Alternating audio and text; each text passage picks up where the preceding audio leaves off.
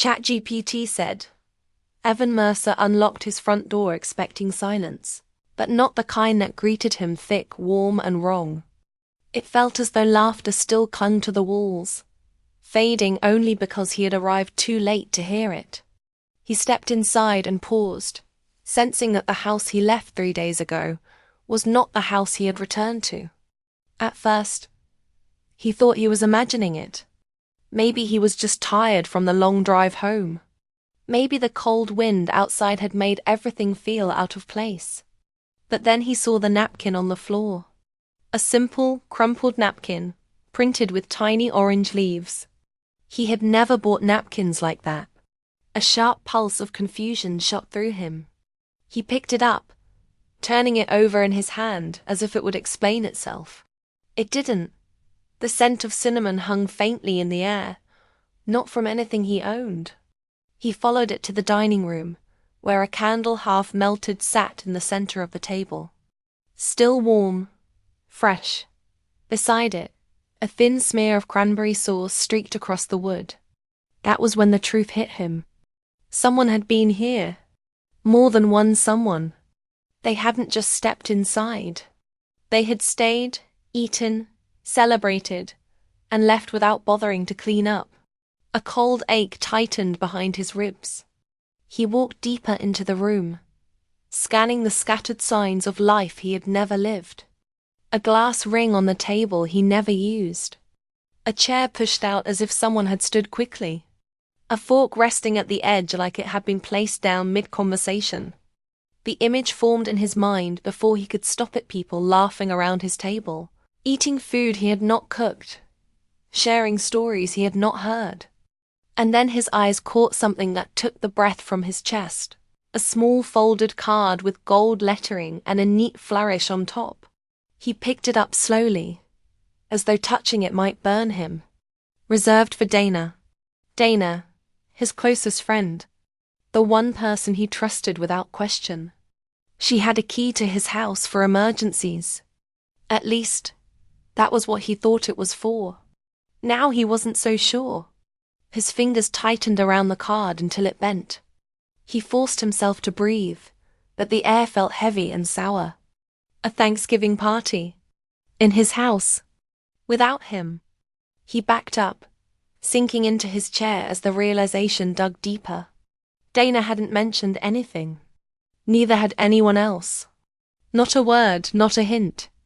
And they had known he was out of town visiting his aunt. They knew the house would be empty.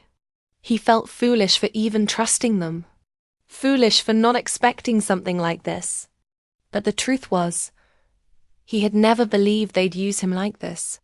He was always the reliable one, polite, dependable, the person everyone turned to when they needed help. But apparently, when it came to celebrating, he was optional. Maybe even invisible. He stared at the faint stains on the table, imagining strangers or worse, people he considered friends sitting in his space, enjoying a holiday he spent alone on the road. For a moment, he wondered if this was all a misunderstanding. But misunderstandings don't leave cranberry sauce on your table. He stood and moved into the kitchen. More evidence waited there. Pans he hadn't used, crumbs scattered across the counter, a faint smell of roasted turkey. They had cooked here. They had eaten here. They had lived an entire holiday inside his walls, while he drove back thinking he would return to a quiet evening. He pressed his hands against the counter, grounding himself as anger and disbelief surged through him in waves. He wanted to text Dana right then, demand answers, ask how she could betray him like this. But something stopped him. He wasn't ready to hear excuses. Not while the scene of the betrayal lay in front of him like a memory he didn't own. He moved from room to room, searching for anything else. The living room was worse. A throw blanket crumpled on the sofa, a cushion on the floor, a bowl with a few popcorn kernels left at the bottom. He imagined someone sitting there, feet up, laughing at a movie, comfortable and carefree, comfortable in his home. He felt something cold slide into him, a quiet emotion that began where hurt ended. Not rage, not yet, but something sharper, something that whispered of consequences. He took a slow breath, trying to push it down, but the memory of the Bent Place card wouldn't leave him. Dana had a seat reserved, not just present honored, like she belonged here more than he did. The idea twisted in his mind, deepening the sting. She had known exactly what she was doing. They all had, and they hadn't cared enough to hide it. That realization cut deeper than the missing invitation. It wasn't the party itself. It was the message behind it. Evan's home was useful, but Evan himself was not. He walked to the long mirror near the hallway and stared at his reflection. He looked normal, calm even. But inside, something was shifting, tightening. He tried to remind himself that he was a reasonable person, that this could all be explained. Yet every glance back at the mess told him otherwise. Friends do not forget you. Friends do not break into your home. Friends do not pretend it's fine just because you weren't in town. A quiet anger settled across his shoulders, not loud or wild, but controlled and cold. It wasn't the kind that demanded shouting or breaking things. It was the kind that waited, the kind that calculated, the kind that said, "This was wrong, and they need to know it was wrong." He walked back into the dining room, turned the card over in his hand one last time, and set it down. His home felt foreign now, as if it belonged to the version of him who trusted without thinking. That version was gone. Something had replaced him, someone who now understood that kindness meant nothing to people who did not value it. He sat down at the head of the table, the only untouched seat, and rested his hands on the wood. The house was silent again, but no longer peaceful. It felt like a stage after the show ended, lights dimmed, props forgotten, emotions lingering in the air. The more he thought about it, the more he realized the betrayal wasn't an accident. It was a choice. A careless, selfish choice that had turned his home into someone else's playground. He closed his eyes and breathed in slowly. The cinnamon scent still lingered, a reminder of a holiday he never had, of people who celebrated not just without him, but at his expense. That thought hardened something in him. He wasn't going to yell. He wasn't going to cry. He wasn't even going to clean up right away. No. He was going to remember this feeling. The quiet sting, the cold air, the emptiness of a house used by others. And then he was going to act on it. Not out of cruelty, but clarity. They had crossed a line, and he finally saw it. He finally saw them. As he sat there, the last remaining warmth of the candle fading from the room, Evan felt a new focus settle in. Sharp, steady, almost calm. It wasn't loud or dramatic. Evan woke the next morning with the same tight feeling in his chest, as if the house itself remembered what had happened. Sunlight moved across the floor, bright and warm, but it didn't make anything feel lighter. The mess from the party was still there, each piece a reminder of people who had walked through his life as casually as they walked through his home. He tried to shake it off, tell himself he had overreacted, that maybe there was some explanation he hadn't considered. But every detail he replayed brought the same conclusion. They hadn't cared enough to ask him. And that truth stayed with him all day. Heavy and persistent at work. He kept his head down, trying to focus, but the betrayal followed him into every task. When someone laughed across the room, he flinched, imagining the laughter that had filled his house. When he saw Dana's name pop up on his phone, his stomach twisted. He didn't open her message. He couldn't. Not yet. He told himself he needed time to think. But really, he needed time to understand the storm inside him. He wasn't someone who held grudges. He was the quiet one, the calm one, the guy who always let things slide. But this wasn't something he could let slide. Not when it cut this deep dot by lunchtime. He still hadn't replied. His co-workers chatted around him, but their voices blurred into background noise. He felt disconnected from everything, like he was watching his own life from a distance. He kept picturing the moment he found that place card, the shock that punched through him, and then the emotions that followed hurt first, then anger, then something darker, something that pushed him to imagine a response, a way to make them understand they had crossed a line. Revenge wasn't normally in his nature, but neither was being betrayed by the people he trusted most. When he finally went home, he found 2 more messages from Dana.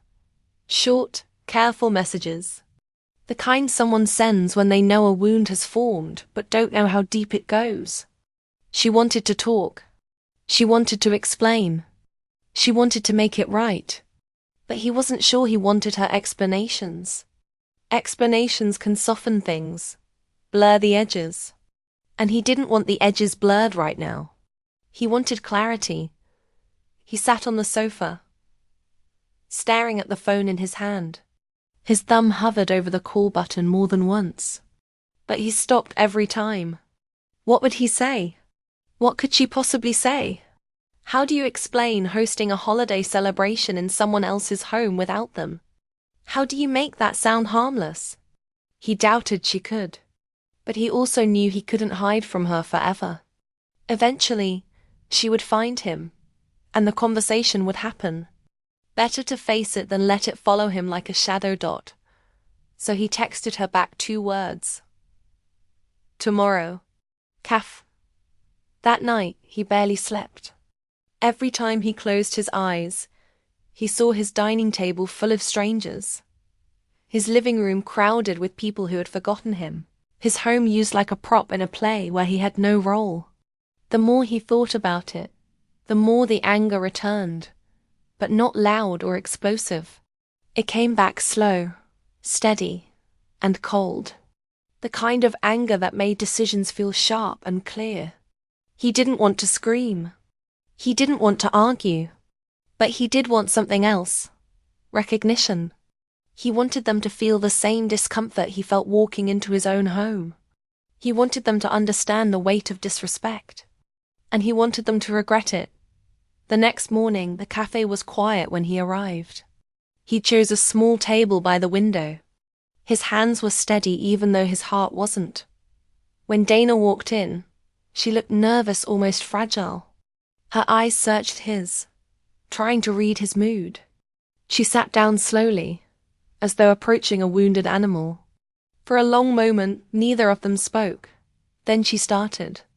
Evan, I'm sorry. I really am. He didn't respond. Not yet. She went on. She explained how the idea had started as something small.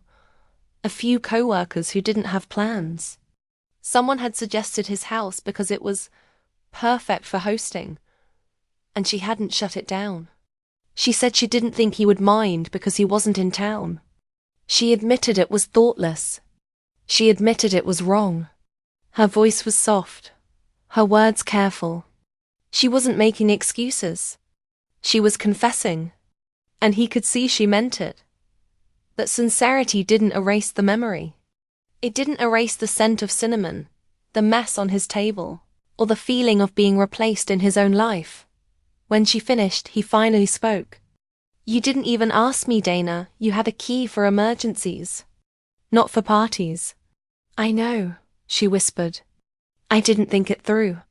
That's the problem, he said. None of you thought. Her eyes dropped to the table. She didn't argue. She didn't defend herself. And maybe that should have eased something inside him, but it didn't. His anger didn't grow, but it didn't fade either. It stayed level, controlled, and that scared him a little. After the meeting, he walked out feeling more conflicted than before. Her apology was real. Her guilt was real. But so was his pain. And the pain didn't vanish just because she regretted it. He replayed her words as he walked, trying to decide if forgiveness should come quickly, or if forgiveness was something she needed to earn. Maybe he wasn't ready to forgive. Maybe he needed her, and the others to understand the full weight of their actions. As he moved through the day, an idea formed in his mind. Something simple, something harmless, but something that would force them to face the truth they had overlooked. He wasn't looking for revenge that destroyed anything. He didn't want to hurt them. What he wanted was recognition, real recognition.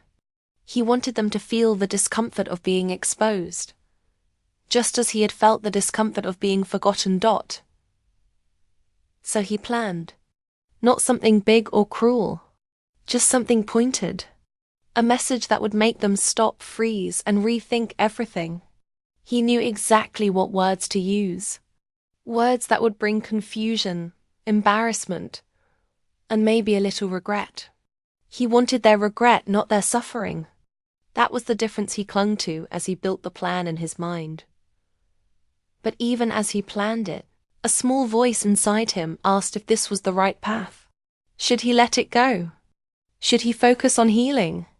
Should he trust that Dana's apology was the beginning of something better? He didn't know. He didn't have the answer yet.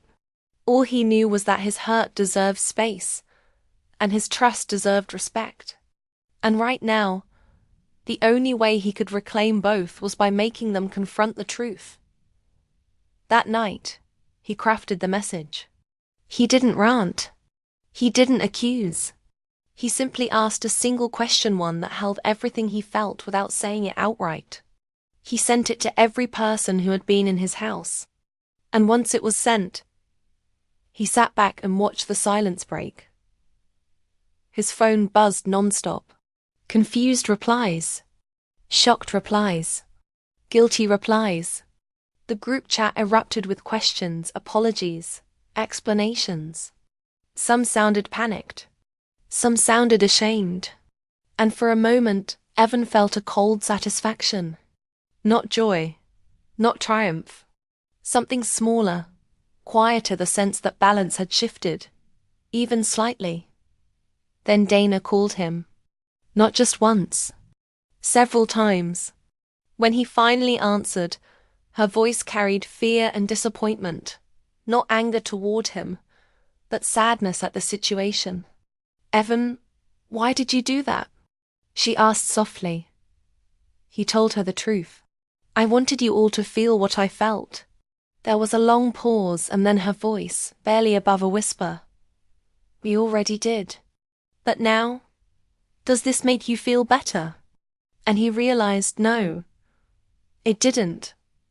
Not really. The sting wasn't gone. The wound wasn't healed. The message didn't erase the memory of the party. It didn't rebuild trust. It didn't bring peace. But it gave him something else. Clarity. They knew now. They finally understood. And he didn't need to push further. As he ended the call, he felt the storm inside him settle, not into calm, but into quiet. ChatGPT said, Evan woke the next morning with a strange mix of calm and doubt, the kind that comes when a storm has passed, but the sky still holds its color. His phone lay silent beside him. No new messages. No missed calls. The chaos he had started last night had settled into a quiet he wasn't sure he liked. He stared at the ceiling, wondering if he had gone too far or not far enough. His message had shaken everyone. It had forced the truth into the open. But the truth hadn't brought the relief he expected. It hadn't filled the space inside him that the betrayal created. Instead, it left him with a hollow ache, the kind that whispered he still had choices to make, hard ones. He got out of bed and walked through his house. The mess from the Thanksgiving party was gone now. He had cleaned it all the night before.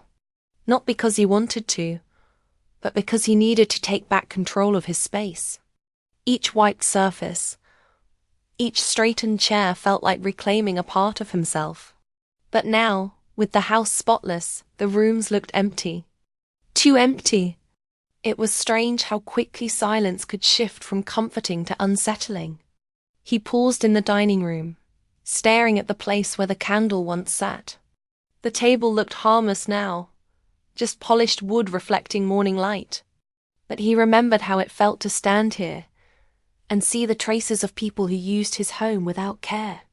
He ran his hand over the smooth surface. This was where he had first felt that deep cut of betrayal. This was where his anger was born. But today, that anger felt tired, like a flame burning out after using too much fuel too quickly. The revenge he had wanted so badly just hours ago felt less sharp now. Still present, but not consuming. He wondered if that was because of Dana's voice on the call last night.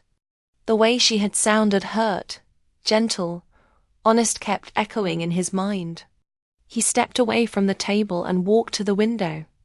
Outside, the neighborhood looked calm, almost peaceful. People walking dogs, cars passing slowly, leaves shifting in the wind. Normal life. Life without betrayal. Life without revenge. He envied that simplicity. He wished he could step outside and feel normal again. But emotions don't erase themselves overnight. And trust doesn't rebuild itself with a single apology. He knew that. Still, something inside him was changing. Not forgiving yet, but thinking. Reflecting. Understanding that revenge was not a door he could open without consequences. Not consequences for them, consequences for himself. He didn't want to become someone consumed by bitterness. He didn't want to lose the soft parts of himself trying to protect the wounded parts. So maybe today he needed to confront this storm one last time and decide how it would end. He made coffee, sat on the couch, and watched the steam rise. That's when he heard his phone buzz again. Dana, a single message. Can we talk? Please. For a moment he considered ignoring it. But the truth was, he didn't want to drag this out any longer. He needed closure. He needed a final moment to decide who he wanted to be after all this. So he replied, "Come over." 10 minutes later she arrived. When Evan opened the door, Dana stood there holding a small container of homemade cookies. Not as a peace offering in a childish way, but as a quiet gesture, a way of saying, she came here not to defend herself, but to rebuild something broken. She looked nervous, her eyes soft with guilt. He stepped aside, letting her in. The moment she entered, her gaze moved slowly around the living room. She knew this space had been the center of the pain she caused. She set the container on the coffee table and turned to him. "I'm really sorry," she said again, but this time her voice carried a weight that made it feel different, deeper, clearer. Evan didn't rush to answer. He wanted to hear everything first, all the raw truth she had hidden behind convenience and carelessness. She told him how she had realized the moment he didn't show up that something felt wrong. She explained how others had pressured her into using his house, saying it was spacious and cozy.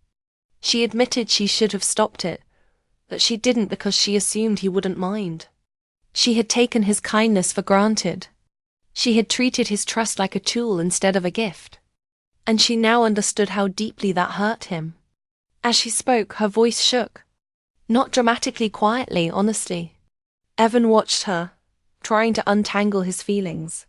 She looked nothing like the person he imagined in his head when he was angry. She wasn't careless or selfish. She was human, flawed, thoughtless, regretful. People make mistakes, but some mistakes cut deeper than others. When she finished, there was a long silence. A heavy one. Then she said something that shifted the air between them. "I wish you had talked to me before sending those messages," she said softly. "Not because they embarrassed us, but because I wanted to fix this with you, not after a storm." The honesty of that line caught him off guard. He had expected her to be upset about the embarrassment, but she wasn't. Her concern had been about their friendship. He finally spoke. "I needed you all to understand how it felt. Walking into my home and seeing what I saw. It broke something I didn't know was breakable." "I understand," she whispered. "But did doing that fix it for you?" He looked at her. This time, he didn't lie to himself. "No," he said quietly. "It didn't. She nodded, accepting the truth without argument. So what now? That question hung in the air like a final test. This was the moment where his anger had to choose a path: grow or release. He thought about everything: the empty house, the cold truth, the anonymous messages, the confusion in the group chat, the way his heart had tightened when he hung up the phone last night. He realized something important. Revenge didn't make him feel powerful. It made him feel empty. And emptiness was not the life he wanted to live. I don't want revenge anymore, he said finally. But I don't trust anyone yet. Not fully. Her eyes softened. I'm okay with that. We can rebuild it slowly. He didn't expect that response. He didn't expect her patience. It softened something inside him, something he had been holding too tightly. He nodded, feeling the first quiet step toward healing forming beneath his feet. They moved to the living room, sat down, and talked not about the party, not about blame, but about moving forward. She apologized again, not because she wanted forgiveness immediately, but because she wanted him to understand that she valued him more than her mistakes showed. And for the first time since discovering the betrayal, Evan felt his anger loosen its grip. After she left, Evan stayed on the couch, replaying the conversation. His heart still hurt, but the sharpness was fading. The wound was now something he could look at without flinching. He realized something important. Revenge had felt strong in the moment, but healing felt stronger now. The following week, Evan hosted a gathering, not a party. Just a simple evening with a few people. And this time he invited only those he trusted. Not everyone who had been at the Thanksgiving party came. Some were too embarrassed to face him. Others were afraid he wanted to confront them again. But Dana came early, helping him set things up, listening to him, talking to him, proving through actions, not just words, that she was trying to change. As people arrived, the room filled with gentle laughter, soft conversation, and warm light. Not loud, not wild, just peaceful. And in that moment, Evan felt something he hadn't felt in a long time.